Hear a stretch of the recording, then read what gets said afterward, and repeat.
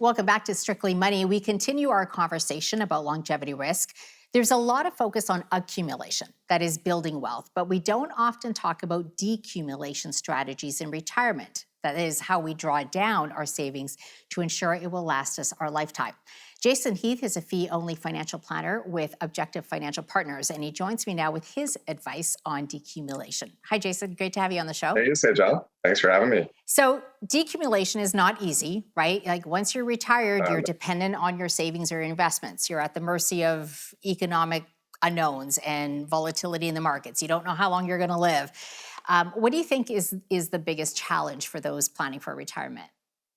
Well, I think it depends. There's two ways to answer that question. I think financially, it's finding a way to replace your biweekly paycheck. It's easy when you're working and you get money deposited in your bank account twice a month. But when you retire, some people are lucky enough to have a pension that makes a regular payment. But most people have investments and they need to find a way to turn those investments into a paycheck.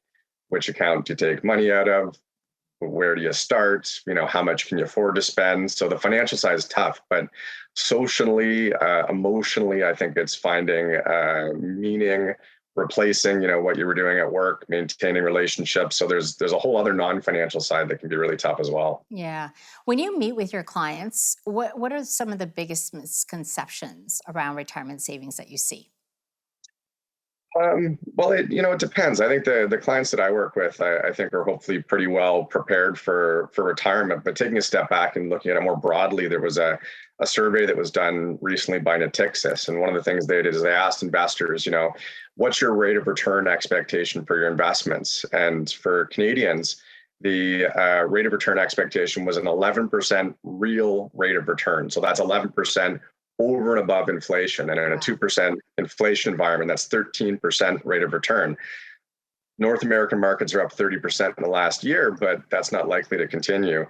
Financial professionals, on the other hand, figured a 5% real rate of return, much less than half. And in working with clients, we often assume lower rates of return. So investment returns is part of it, but life expectancy is another big one. I know it's something that you were talking to a previous guest about as well. If you Google what's the average life expectancy in Canada, I think it's about age 83 right now. But for a 65-year-old, once you've made it to 65 in the first place, your life expectancy is about age 89 for a man and 91 for a woman. So it's important to take that into account. Yeah, for sure. And, and if you're younger with medical advancements, chances are you could be living until you're 95 or 100, who knows? That's just it. Yeah. The strategies to help perhaps minimize outliving your savings. A lot of people are dependent on working part-time. How realistic is that? Well, I think it can work well for people that receive an early retirement package or just choose to retire early and maybe do a career change. I've seen that happen where people do a career change or go part-time doing something different or do consulting. And I think it can be a great way from a financial perspective to bridge the gap. Some people need to continue to work, but I often see people who choose to continue to work. There's something to be said about working because you want to, and retirement doesn't need to be, okay, I have enough money and I'm done. It can just be, a transition to a different type of working and a different type of living. Yeah, well, it's nice to be able to choose that and not have to do it, right? Can I ask you about relying on CPP and even things like government support, like OAS, old age security? What do Canadians need to be aware of? Because I'm often hearing, this concern that these could disappear. It might not be around. Sure. Yeah, that concept gets thrown out. I'd say it's particularly as it relates to the Canada Pension Plan. The CPP is the contributory pension. So, you and I and others, whether they're employed or self-employed, contribute to it.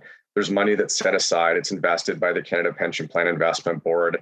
Every 3 years, they do a valuation of the CPP. And the most recent valuation, they found that it should be a sustainable pension for the next 75 years based on the money that's there and life expectancy and immigration and things like that. So I hope it's there for my kids, let alone for current retirees.